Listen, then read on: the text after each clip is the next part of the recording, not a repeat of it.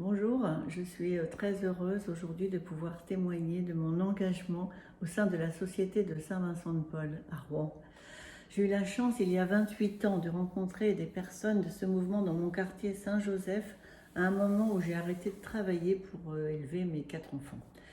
Ça occupe des enfants mais pas à temps complet, donc il nous reste du temps pour les autres. J'ai donc commencé avec l'association à préparer des colis alimentaires que nous allions porter au domicile des personnes en difficulté. Nous allions à la rencontre de nos bénéficiaires. Puis le nombre grandissant, nous leur avons demandé de se déplacer pour venir le mardi à la permanence chercher leurs colis. Il y a maintenant plus de 20 ans. C'est une autre rencontre. Une rencontre avec des personnes comme nous, des femmes, des mères, des épouses, il y a des hommes également, mais des femmes qui ont eu et des personnes qui ont eu pour la plupart des accidents de vie et qui n'ont pas su ou pas pu se relever. C'est le chômage, le deuil, l'alcoolisme, la dégringolade et très vite le surendettement et puis plus rien à manger dans le frigidaire ou alors un manque de courage pour cuisiner, éplucher les légumes tout simplement. Je ressens une grande compassion pour ces personnes qui souffrent du découragement. Elles ont besoin de parler, elles attendent une formation quelquefois pour trouver un emploi, puis on leur demande de faire des stages, mais c'est compliqué de trouver des stages sans relation. Elles attendent une guérison.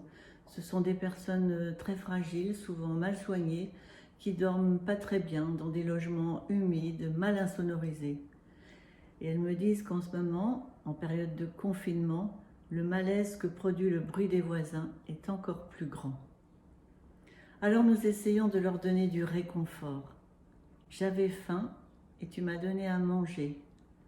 Le colis alimentaire est utile, bien sûr, mais il sert de prétexte à la discussion, car la plupart des personnes qui viennent nous voir souffrent de grande solitude, le mal du siècle.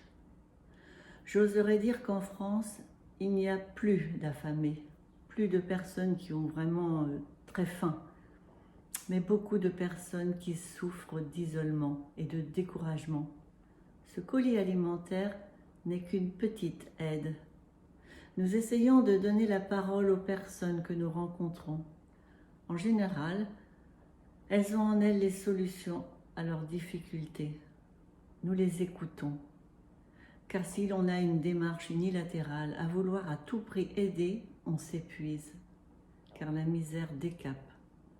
Donner et recevoir, c'est un mouvement permanent. Au moment où je vous parle, je vois tous ces visages, tous les visages de ces personnes qui défilent dans ma tête, ces visages de mères qui pensent avant tout à leurs enfants, en prenant du lait, des gâteaux, les visages des hommes et leurs blagues chaque mardi, et leur sourire quand on rit avec eux, les visages des râleurs, les visages des québandeurs, les visages des timides, des gentils, des migrants qui ne parlent pas du tout français et qui ne connaissent pas nos produits, les visages de toute l'humanité qui osent venir. Et cette expérience, c'est cette expérience qui me frappe et que je partage en famille et avec mes amis. Est-ce bien utile ce que l'on fait? Pour certains, ils pourraient se débrouiller autrement, mais pour les autres, c'est vital. Alors c'est pour eux qu'on le fait, pour les rencontrer, pour partager ces moments de convivialité autour d'un café avec les jeunes lycéens du lycée Jean-Paul II, qui viennent nous aider et qui donnent de la joie et de la gaieté, pour quelques moments avec ces personnes que nous aimons. C'est très important d'impliquer les jeunes dans ce bénévolat, car ils prennent conscience de cette réalité de pauvreté. Ils nous disent, c'est donc vrai ce que l'on voit à la télé? Au début, je pensais faire une œuvre de charité, une œuvre d'évangile, mais avec les années, j'ai évolué. Ce sont ces personnes qui nous font du bien et nous transforment. En quittant nos habitudes de sauveurs, en cessant d'être ceux qui savent, nous découvrons que ces personnes plus faibles nous humanisent, nous ouvrent à Dieu. Elles guérissent notre instinct de supériorité. Ce qui importe finalement, C'est moins le service rendu que la relation qui se noue et dont les uns et les autres sortent grandis. En dernier lieu, j'ajouterai que cette expérience ne peut se faire qu'avec une équipe d'hommes, de femmes, un travail d'équipe solide. Il faut des bras pour porter les colis, il faut être efficace. Ils sont formidables. Ces personnes ont les mêmes valeurs que nous.